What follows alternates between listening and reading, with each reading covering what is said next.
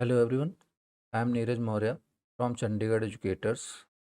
तो आज हम डिस्कस करने वाले हैं एसजेबीएन जूनियर फील्ड इंजीनियर का पेपर, जो कि 2021 में हुआ था। एग्ज़ाम डेट थी आपकी 23, 24 एंड 25 अक्टूबर। ओके, स्टार्ट करते हैं। First question. तो first question is SI unit of thermodynamic temperature is. तो SI unit of thermodynamic temperature क्या होता है? तो answer is Kelvin. Answer is Kelvin. ठीक है, ओके। अगर यहाँ पे बात करें केल्विन, डिग्री और फ़ारेनहाइट, ये तीनों ही इस एम्पियर को छोड़ करके बाकी ये तीनों ही इसके यूनिट हैं, तो दैट इज टेम्परेचर। और इनका आपस में रिलेशन क्या है? तो degree Celsius is equal to 5/9 F minus 32 is equal to K minus 273। मतलब अगर आपको डिग्री सेल्सियस को फ़ारेनहाइट में कन्वर्ट करना है, आप फर्स्ट और सेकंड को यूज कर सकते हैं। अगर आपको फ़ारेनहाइट को केल्विन में बदलना है, तो आप सेकंड एंड थर्ड को यूज कर सकते हो। और अगर डिग्री सेल्सियस और केल्विन को आपस में इंटरचेंज करना है, तो आप फर्स्ट एंड थर्ड रिलेशन को यूज कर सकते हो। ओके, तो SI unit of thermodynamic temperature is what? Kelvin. बढ़ते हैं सेकंड क्वेश्चन की तरफ। Second question is which of the following statement is correct regarding A stable multi vibrator? Which of the following statement is correct regarding A stable multi vibrator? तीन type के multi vibrator होते हैं। क्या क्या होता है? देखिए, एक होता है आपका astable multivibrator, then monostable multivibrator और बाई स्टेबल मल्टी वाइब्रेटर। ठीक है, तो जो ए स्टेबल मल्टी वाइब्रेटर होता है उसमें कोई भी स्टेबल आउटपुट नहीं आता है, ठीक है ना। और जो मोनोस्टेबल होता है उसमें सिर्फ एक स्टेबल स्टेट होता है। और जो बाई स्टेबल मल्टी वाइब्रेटर होता है, नाम से ही पता चल रहा है कि यहाँ पे दो stable states of output available होते हैं। ठीक है, तो जो स्टेबल मल्टी वाइब्रेटर है उसमें क्वासी स्टेबल स्टेट की नंबर संख्या 2 होती है, और number of quasi stable state in monostable that is 1, और बाई स्टेबल में कोई क्वासी स्टेबल स्टेट होता ही नहीं है। ठीक है, तो अब देखिए, सर्किट के स्टेट को चेंज करने के लिए यहाँ पे कोई ट्रिगर इनपुट या इनपुट बेसिकली नहीं चाहिए होता है। किसमें? ए स्टेबल मल्टी वाइब्रेटर में। ठीक है, बट यहाँ पे एक स्टेट मतलब एक स्टेबल स्टेट है, तो एक स्टेट से दूसरे स्टेट में एक ले जाने के लिए बेसिकली ट्रिगर पल्स की रिक्वायरमेंट होती है। बट यहाँ पे और यहाँ पे trigger input required for changing the state of the output. तो कहने का मतलब मोनोस्टेबल मल्टी वाइब्रेटर और बाई स्टेबल मल्टी वाइब्रेटर में इनपुट की रिक्वायरमेंट होती है, but A stable multi vibrator में इनपुट की रिक्वायरमेंट नहीं होती है। ओके, अगर आज एप्लीकेशन बात करें, तो जो ए स्टेबल मल्टी वाइब्रेटर है it can be used as a rectangular square wave और रैंप जनरेटर, और जो मोनोस्टेबल है it can be used as a timer, and bistable multivibrator is used as a flip flop, and flip flop can be used as a memory. Okay, फिलहाल अब आते हैं थोड़ा सा question पे, देखते हैं क्या है। क्या था क्वेश्चन कि ए स्टेबल मल्टी वाइब्रेटर के रिगार्डिंग करेक्ट स्टेटमेंट क्या है? ओके, तो it has two output and no input terminals. It has two output, हाँ, दो आउटपुट तो हैं, दो आउटपुट हैं जिसको हम क्या बोलते थे? Quasi stable state. और हाँ, इनपुट की कोई जरूरत नहीं है, तो पहला स्टेटमेंट आपका सही है। It has two quasi stable, हाँ ये भी बात सही है कि दो क्वासी स्टेबल हैं। And external pulse is required, नहीं, एक्सटर्नल पल्स हमें नहीं चाहिए, जैसा कि हमने ऑलरेडी देख लिया कि trigger input is not necessary. ठीक है, ओके, तो final what is the final answer? Final answer is D, first and second. Okay, next question की तरफ प्रोसीड करते हैं। Question number 3। क्वेश्चन नंबर 3 क्या है? When the applied force is less than the limiting frictional force then body will. मान लीजिए, आप ऐसे समझिए, कोई ग्राउंड है, कोई सिंपली ग्राउंड है, अब वहाँ पे कोई ऑब्जेक्ट रखा हुआ है। अब देखिए, जब भी आप इसके इस साइड आप एक फोर्स लगाओगे, एक्चुअली ये जो ऑब्जेक्ट है इसके अपोजिट में एक फोर्स लगाएगा जिसको बोलते हैं फ्रिक्शनल फोर्स, जो कि बेसिकली आपको उस ऑब्जेक्ट को चलने से, मतलब आपके द्वारा फोर्स होने के बावजूद चलने से रोकेगा। That is known as limiting frictional force. ठीक है। तो ऑब्वियस सी बात है, अगर आपका अप्लाइड फोर्स कम है और ये लिमिटिंग फ्रिक्शनल फोर्स ज़्यादा है तो बॉडी विल नॉट मूव, मतलब it will remain at rest. ठीक है, ओके नेक्स्ट पे बात करते हैं। Question number 4, constant volume process is called. तो देखो कांस्टेंट वॉल्यूम प्रोसेस को क्या बोलते हैं, तो एक तो है आइसोबारिक। तो आइसोबारिक क्या होता है, that is constant pressure, that is constant pressure. Isochoric क्या होता है, दैट इज कांस्टेंट वॉल्यूम। देखो एडियाबैटिक क्या है, एडियाबैटिक एक ऐसा प्रोसेस है जिसमें एनर्जी का ट्रांसफर तो होता है, एनर्जी का ट्रांसफर तो होता है, बट बिना उसके हीट और मास के ट्रांसफर हुए। ठीक है, या फिर अगर अपन सिंपल डिफिनेशन बोलें तो thermodynamic process which involves the transfer of energy without transfer of heat और mass to the surrounding. Okay, and what about isothermal, तो isothermal is basically constant temperature, constant temperature. ठीक है, तो फिलहाल इतने नॉलेज के साथ मतलब इस इंफॉर्मेशन के साथ अपन अपना आंसर दे सकते हैं कि constant volume process is what, that is isochoric. Okay next question, next question क्या है, which of the following statement is correct about HRC। ठीक है, हाई रप्चरिंग कैपेसिटी फ्यूज।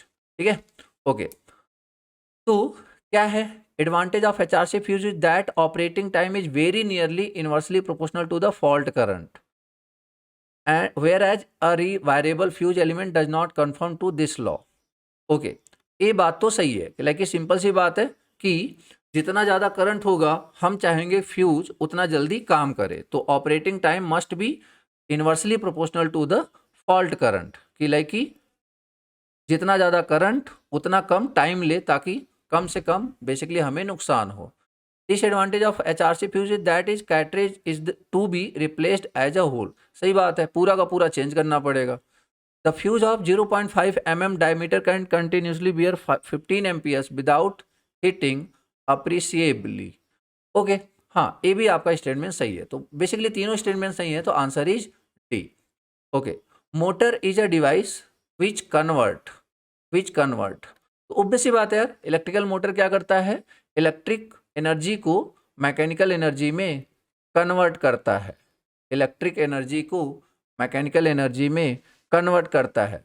अगर कोई पूछे कि mechanical energy to electrical energy का कोई एग्जांपल बताइए, तो सिंपल है, आपका क्या हो जाएगा, जनरेटर, क्या हो जाएगा, जनरेटर। और chemical energy to electrical energy, तो इसका एग्जांपल है आपका डीसी बैटरी, डीसी बैटरी, क्योंकि जो एनर्जी उसमें स्टोर होती है वो बेसिकली आपका केमिकल फॉर्म में होता है, और बेसिकली वो जो एनर्जी प्रोड्यूस करती है that is electrical energy.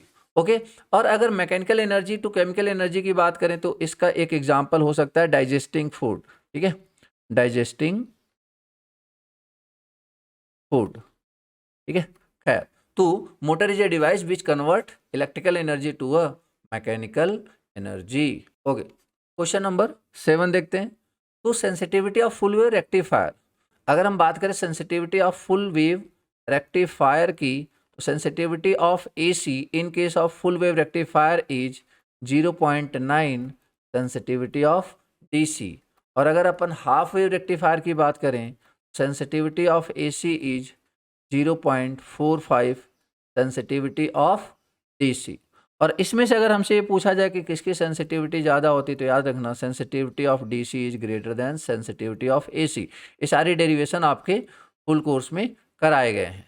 Okay, खैर आगे बढ़ते हैं नेक्स्ट क्वेश्चन में। Question number 8, at a point due to a charge distribution is the work done per unit charge when it is moved from infinity to that point. ठीक है, okay, तो हमें पता है कि अगर work done on per unit charge is known as potential, is known as potential, work done on per unit charge is known as potential. इसी तरह अगर कोई बोले जैसे एक तो मान लो एक बेसिक फार्मूला, इसके अलावा अगर बात करें करंट की, तो करंट क्या होता है, rate of change of charge, ठीक है ना, rate of change of charge. और अगर इसी तरह पावर की बात करें तो work done per unit time. तो work done on per unit charge, work done on per unit charge, that is what, that is potential, and work done per unit time that is power. फिलहाल हमसे यहाँ पे क्या पूछा गया है कि work done on per unit charge, so answer is potential. ठीक है, नेक्स्ट पे बात करते हैं। According to Lami theorem, if three forces acting at a point are in equilibrium, then each force will be proportional to sine of the angle between the other two forces. Okay, तो पहले हमें समझना पड़ेगा कि lemme basically theorem होता क्या है। तो लेमी थ्योरम बेसिकली क्या है आपका, तो देखिए तीन फोर्सेज हैं, जरूरी नहीं है एग्जैक्टली ये आपका मतलब किसी भी तरीके से, मान लीजिए ये जो ए साइड है, फोर्स ए है, इसके अपोजिट एंगल है अल्फा, ये जो फोर्स बी है इसके अपोजिट है एंगल बीटा, और ये जो फोर्स सी है इसके अपोजिट है फोर्स गामा। तो basically according to Lami's theorem इन्होंने क्या बोला था कि जो ये आपका फोर्स है that is directly proportional to sine of alpha, like उसके सामने का जो बेसिकली एंगल होगा। इसी तरीके से बात करें P is directly proportional to sine beta and C is directly proportional to sine gamma. और इसी को कई बार आपको ऐसे देखने को भी मिल जाएगा बुक्स में, क्या कि A by sine alpha, B by sine beta and C by sine gamma. ठीक है, तो इस तरीके से भी हमें देखने को मिल सकता है।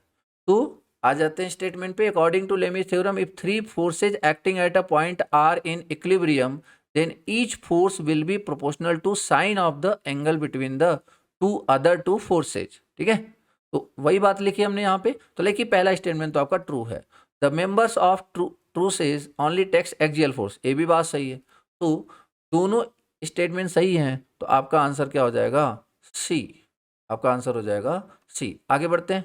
ओके, तो क्वेश्चन नंबर 10 क्या है, which of the following pair of entrepreneurial organisation ownership pattern is correct.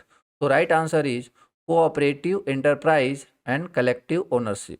ठीक है, तो answer is B, only second, answer is B, only second. Okay, question number 11, question number 11 क्या है, which of the following statement is correct, which of the following statement is correct. क्या है आपका, power factor is the ratio of power consumed by the circuit to the total complex power input of the circuit. सही बात है, जो power factor होता है that is what, P by, S, power factor is the ratio of power consumed by the circuit to the total complex power of the circuit. ठीक है, तो ये आपका होता है cos phi is equal to P by S. Okay, दूसरे पे बात करें, the major disadvantage of radial system is lack of its security, lack of its security. अब देखो एक तो ये नेटवर्क का क्वेश्चन हो गया, दूसरा जो स्टेटमेंट है पावर सिस्टम का है। पावर सिस्टम में क्या है, इन्होंने बोला कि एक रेडियल सिस्टम होता है जिसमें पावर एक साइड से बेसिकली फीड किया जाता है सिर्फ एक साइड से, और इधर आपका लोड होता है। बेसिकली इसकी रिलायबिलिटी सबसे कम होती है। ठीक है, सिक्योरिटी काइंड ऑफ सबसे कम होती है, क्यों, क्योंकि अगर बीच में कहीं भी डैमेज हुआ तो इस पूरे एरिया में इलेक्ट्रिसिटी नहीं आने वाली। तो बेसिकली दोनों स्टेटमेंट सही हैं, तो आंसर विल बी सी। आगे बढ़ते हैं, तो which of the following is a scalar quantity. तो देखिए डिस्टेंस आपका क्या है, स्केलर क्वांटिटी, बाकी डिस्प्लेसमेंट और वेलोसिटी और फोर्स, ये तीनों के तीनों आपके क्या हैं, these are vector quantity, these are vector quantity. Okay, question number 13 is what, the phenomena of electron emission from the surface of a metal by supplying external thermal energy to it is called. Okay, तो देखो यहाँ पे field emission, secondary emission, photo electric emission and thermionic emission, ये सारे ही process क्या हैं, basically किसी metal से इलेक्ट्रॉन निकालने के, बेसिकली वहाँ से इमिट कराने के। अब जैसे देखिए, अगर बात करें हम फील्ड इमिशन की, तो देखो यार, सिंपली फील्ड इमिशन क्या है कि जब किसी इलेक्ट्रिक फील्ड के पास में, जब किसी स्ट्रॉन्ग इलेक्ट्रिक फील्ड के पास में कोई मेटल सरफेस रखा जाता है, स्ट्रॉन्ग इलेक्ट्रिक फील्ड के पास में कोई मेटल सरफेस रखा जाता है, तो बेसिकली जो ये इलेक्ट्रॉन है इसकी तरफ बेसिकली अट्रैक्ट होते हैं। तो इस तरीके से यहाँ पे देखो आप क्या हो रहा है, जो सरफेस के इलेक्ट्रॉन्स हैं वो बाहर निकलने की कोशिश कर रहे हैं और निकल गए, तो इसको क्या बोलते हैं, field emission.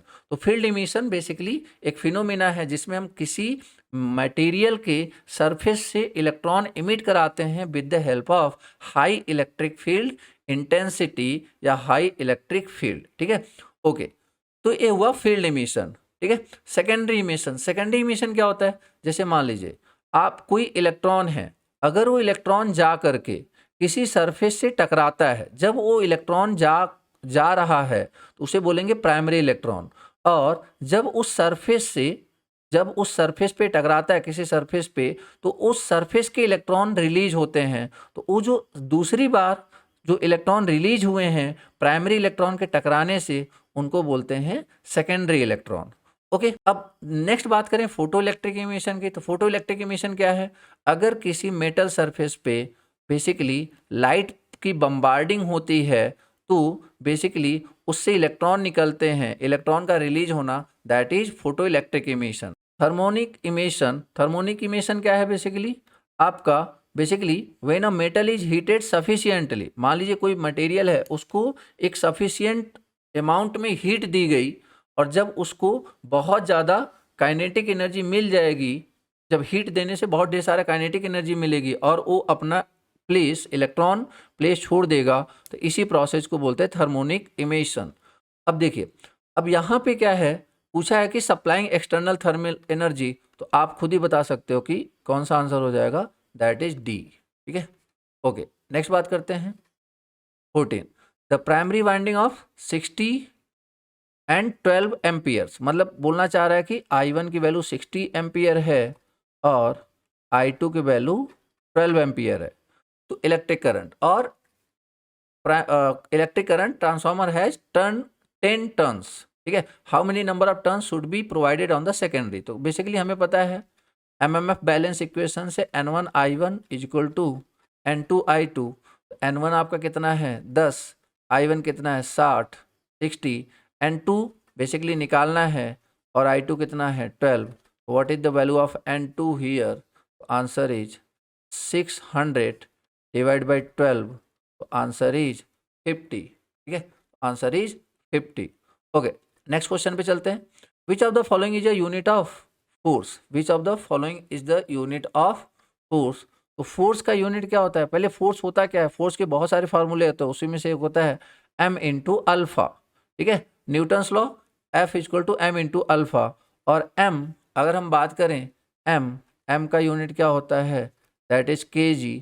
And alpha that is acceleration, acceleration का क्या होता है, मीटर पर सेकेंड स्क्वायर। तो फाइनली जो यूनिट हो जाएगा क्या हो जाएगा, kg metre per second square. तो answer is B, answer is B. Okay, आगे बढ़ते हैं। Which of the following is the property of an ideal operational amplifier. तो देखो यार, अगर आइडियल ऑपरेशनल एम्पलीफायर है, तो अगर देखा जाए तो जो उसका ओपन लूप वोल्टेज गेन होना चाहिए, दैट शुड बी इनफाइनाइट। अगर बात करें इनपुट इम्पीडेंस की, तो दैट शुड बी इनफाइनाइट। और अगर बात करें आउटपुट इम्पीडेंस की, तो वो बेसिकली आपका होना चाहिए 0। ऐसा क्यों होता है, सारा डिटेल रीजन आपको बेसिकली क्लासरूम में बताया जाता है। खैर, अगर बात करें बैंडविड्थ की, तो बैंडविड्थ की वैल्यू भी कितनी होती है, ideal value, that is infinite. और CMRR common mode rejection ratio, that is also infinite. और बात करें अगर स्लीव रेट की, तो उसकी भी आइडियल वैल्यू क्या होती है, इनफाइनाइट। ठीक है, तो यहाँ पे देखिए सिर्फ आउटपुट इम्पीडेंस को छोड़ दिया जाए तो लगभग सबकी वैल्यू क्या होनी चाहिए, इनफाइनाइट। आइडियल मतलब which does not exist, simple. Okay, अब आते हैं यहाँ पे क्वेश्चन पे। It should have an infinite input impedance, तो ए लाइन तो सही बात है। It should have zero output impedance, ये भी सही बात है। तो बेसिकली दोनों के दोनों आंसर सही हैं, ठीक है। ओके, आगे बढ़ते हैं। In which kind of wiring single core और double or 3 core TRS cables with a circular oral shape cable is used। तो देखिए इसका सिंपल सा, एक्चुअली ये जो TRS है, TRS देखिए, बात करें अगर CTS की केबल टायर शीथड एंड TRS की, तो दैट इज टफ रबर शीथड। तो ये जो हैं बेसिकली दीज आर, या फिर PVC शीथड वायरिंग की बात करें, these are the types of pattern wiring, these are the types of pattern wiring, ठीक है। तो बेसिकली पैटर्न वायरिंग के बारे में बात चल रही। तो question number 18, radius of a circle. तो रेडियस ऑफ अ सर्कल ये आपसे पूछा गया है। तो देखो यार, पहले तो आप ये समझो, ये स्टैंडर्ड इक्वेशन अगर बात करें सर्कल की, तो क्या होती है, x प्लस ए का whole square plus y plus b का whole square equal to c square. तो अगर ऐसा इक्वेशन है तो इसका जो सेंटर होता है दैट इज -a -b, और इसका जो रेडियस होता है, radius that is C only, ठीक है। तो पहले हम इसी फॉर्मेट में कन्वर्ट करने की कोशिश करते हैं। तो कैसे हो जाएगा ये, अगर हम इस पे फोकस करें क्वेश्चन पे, तो देखिए, तो x square plus 8x plus perfect square बनाना है, तो मैं थोड़ी सी जगह यहाँ पे छोड़ रहा हूँ, ठीक है। Then y square plus 10y plus, अगर बात करें यहाँ पे भी थोड़ा सा जगह बेसिकली मैं स्किप कर रहा हूँ, दैट इज इक्वल टू 8। अब मुझे परफेक्ट स्क्वायर बनाना है, तो परफेक्ट स्क्वायर बनाना है तो x 4 इंटू 2, 8x लाना है तो 4 इंटू 2 मतलब 4 का स्क्वायर दैट इज 16 प्लस 16, इधर भी प्लस 16, ठीक है। अब यहाँ पे हमें दिख रहा है 2 into a into y is equal to 10y। Basically what is the value of a, that is 5। तो बेसिकली मतलब क्या हुआ, यहाँ पे प्लस 25, तो इस साइड भी प्लस 25। अभी ये क्या हो जाएगा, x प्लस 4 का होल स्क्वायर y प्लस 5 का whole square is equal to basically 49, and which can be written as 7 का होल स्क्वायर, 7 का होल स्क्वायर, ठीक है। ओके, तो अगर बात करें यहाँ पे फाइनली कि what is the radius, what is the radius of the circle, that is 7। तो आंसर इज सी। आगे बढ़ते, the ceiling rose consist of a circular pattern, circular porcelain or bakelite base with plates insulated from each other in addition to an earth terminal। So basically answer is what, C, that is 2 or 3। So question number 20 is, according to computer how many types of entrepreneurs are there। तो देखिए इनके according basically 4 type हैं। कौन कौन, एक coasting, then conservative, then aggressive, then innovator, ठीक है। Coasting, conservative, aggressive and innovator, तो 4 टाइप्स के बेसिकली एंटरप्रेन्योर्स हैं। Okay, question number 21, question number 21 क्या है, 21, which of the following statement is correct, superconductivity is destroyed by moderate magnetic field, by moderate magnetic field, okay. And ये आपकी line तो सही है कि superconductivity can be destroyed by the magnetic field that is known as critical magnetic field. And second statement, isobar is atoms of different elements having same atomic number. नहीं, isobar जो होता है basically वो क्या होता है, same mass number, same mass number but different atomic number, but different atomic number, ठीक है, same mass number but different atomic number. तो बेसिकली ऑप्शन टू, जो सेकेंड स्टेटमेंट है दैट इज रॉन्ग। तो what is the answer? Answer is A. How many laminated electromagnets does induction watt meter has? तो देखो यार, यहाँ पे दो इलेक्ट्रोमैग्नेट्स हैं, कौन कौन? एक शंट मैग्नेट और एक आपका सीरीज मैग्नेट, तो बेसिकली टू। आगे बढ़ते हैं। What is the order and degree of differential equation? तो देखिए, ऑर्डर बेसिकली क्या होता है, जैसे d y by d x, तो बेसिकली इसका ऑर्डर क्या है? एक। अगर बात करें d square y upon d x square, तो इसका ऑर्डर क्या है? दो। तो बेसिकली इलेक्ट्रिकल इंजीनियरिंग में बात करें तो जितना ज़्यादा ऑर्डर होता है, मतलब जो ऑर्डर होता है वो basically number of storing energy storing element के बारे में इंफॉर्मेशन देता है। अगर फर्स्ट ऑर्डर है तो एक एनर्जी स्टोरिंग एलिमेंट है, दो ऑर्डर है तो दो एनर्जी स्टोरिंग एलिमेंट है, ठीक है फिलहाल। तो बेसिकली ऑर्डर तो इसका क्या हो गया? वन, ऑर्डर तो वन, ठीक है। और बात करें डिग्री की, तो जो ऑर्डर होता है, ऑर्डर उसके पावर को ही बेसिकली क्या कहते हैं? डिग्री, ठीक है, उसके पावर को क्या कहते हैं? डिग्री।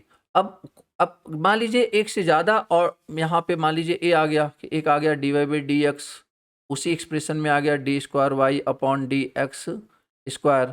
तो किसका पावर देखेंगे? तो आंसर इज जो बेसिकली जिसका जो हाईएस्ट ऑर्डर का होगा उसका पावर देखना है, ठीक है ना। खैर, तो क्या हो जाएगा आंसर? 23 का बी। आगे देखते हैं। Which of the following pair are correctly matched? Power MOSFET क्या है? एक वोल्टेज कंट्रोल डिवाइस, सही बात है ये। पावर ट्रांजिस्टर क्या है? करंट कंट्रोल डिवाइस, ये भी सही बात है। बट जो पावर आईजीबीटी है ना, इसका जो कंट्रोलिंग टर्मिनल होता है मॉसफेट की तरह होता है। मॉसफेट क्या है? Voltage control device. तो बेसिकली ए स्टेटमेंट आपका गलत है। तो 24 अगर बात करें तो 24 का आंसर क्या हो जाएगा? दैट इज टी, ठीक है। आगे बढ़ते हैं।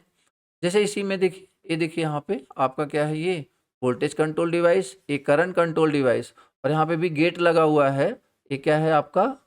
IGBT, ये आपका BJT, और ये आपका मॉसफेट, ठीक है ना। खैर, आगे बढ़ते हैं। Question number 25, moving iron type instruments are? तो देखो, मूविंग आयरन टाइप AC और DC दोनों मेजर कर लेता है, तो बेसिकली ये क्या हो जाता है? और ये क्या होता है? Non directional. आगे बढ़ते हैं। तो क्वेश्चन नंबर 26 पे बात करते हैं। For plate type of earthing which of the following can not be used? तो देखिए, अगर हम यहाँ पे बात करें अर्थिंग की, तो अर्थिंग में क्या क्या होता है? एक प्लेट यूज किया जाता है, और ये जो प्लेट है इसकी जो डायमेंशन है दैट इज 60, इधर आपका ये 60, और अगर इसके बेसिकली हाइट की बात करें लाइक की, तो बेसिकली ये कितना होता है? अगर एक कास्ट आयरन का है, अगर ये कास्ट आयरन का है तो अप्रॉक्सीमेटली 12 mm, और अगर एक कॉपर की प्लेट है, अगर ये कॉपर की प्लेट है तो आपका 3.15 mm, या फिर अगर गैल्वनाइज्ड आयरन प्लेट है, गैल्वनाइज्ड आयरन प्लेट है, तो इसकी जो बेसिकली विड्थ, बेसिकली चौड़ाई होती है या थिकनेस बोल सकते हो आप, दैट इज 6 mm। तो बेसिकली 3 मटेरियल यूज करते हैं, कास्ट आयरन, अच्छा बाकी आपका 60x60 का ही होगा। बाकी आपकी जो थिकनेस है, अगर कास्ट आयरन की बनी होगी तो 12 mm, कॉपर प्लेट की बनी होगी तो 3 mm के आसपास, और GI प्लेट की बनी होगी तो 6 mm के आसपास। अब आ जाते हैं यहाँ पे। तो कास्ट आयरन बेसिकली चल सकता है, ठीक है, ये सही है। कॉपर प्लेट भी चल सकता है, देखिए 3.15, 600 इंटू 3.15, और गैल्वनाइज्ड आयरन भी चल सकता है। बेसिकली क्या नहीं चल सकता? Can not be use, that is munch plate of size this one, ठीक है। ओके, आगे बढ़ते हैं। Question number 27। तो 27 बेसिकली क्या है? Which of the following statement is correct for the transformer? तो it transfer electrical energy from one circuit to another without conducting link, सही बात है। पावर प्राइमरी से सेकेंडरी पे जा रहा है जबकि कोई वायर का कनेक्शन नहीं है, without conducting link, basically magnetically coupled है। First statement is true. It converts energy without the change in frequency, obvious सी बात है, transformer is a constant power and constant frequency device. Second statement is also true. It is a combination of electric circuit linked by common magnetic circuit. तो देखो ए आपका अगर देखा जाए तो ए क्या है, प्राइमरी को फोकस करो तो इलेक्ट्रिक सर्किट है, सेकेंडरी को भी फोकस करो तो secondary coil is also electric circuit, और यहाँ से प्राइमरी से जो सेकेंडरी पे बेसिकली पावर ट्रांसफर हो रहा है किसके थ्रू हो रहा है, मैग्नेटिक सर्किट के थ्रू। तो basically third statement is also true, तो answer is first, second and third. Okay, आगे बढ़ते हैं।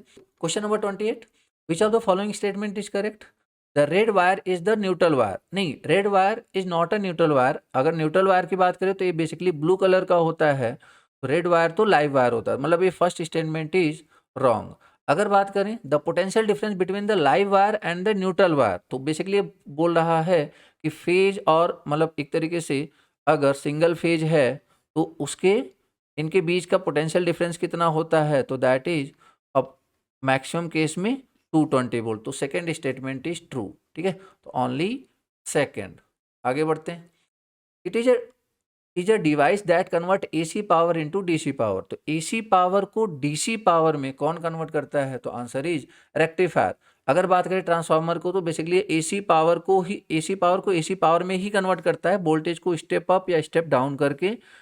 और डायोड भी क्या है, डायोड भी बेसिकली अगर देखा जाए तो एसी को डीसी में कन्वर्ट कर सकता है, बट बेसिकली अनकंट्रोल्ड मैनर में, ठीक है।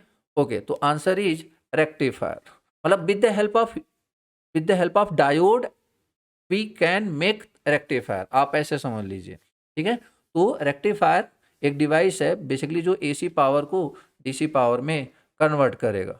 आगे बढ़ते हैं। Question number 30, are predefined words in programming language. तो देखो पहले से जो प्री डिफाइंड होते हैं those are keywords, answer is A. Programming भाषा में उपयोग की जाने वाली लूप संरचना के संदर्भ में निम्नलिखित का मिलान कीजिए। तो देखिए अगर बात करें 31 की, तो ये जो इनिशियलाइजर है ये बेसिकली क्या करता है, लूप की शुरुआत करता है। और बात करें लूप कंडीशन की, तो ये बेसिकली बार बार रिपीटिशन के लिए। और इंक्रीमेंट तो बेसिकली आपका थर्ड का क्या हो जाएगा, सेकेंड। तो 31 का आंसर क्या हो जाएगा, ए। आगे बढ़ते हैं। Which of the following system is temporary wiring system. तो देखिए टेम्परेरी क्या है, ए आपका क्लीट wiring, that is temporary wiring, answer is A.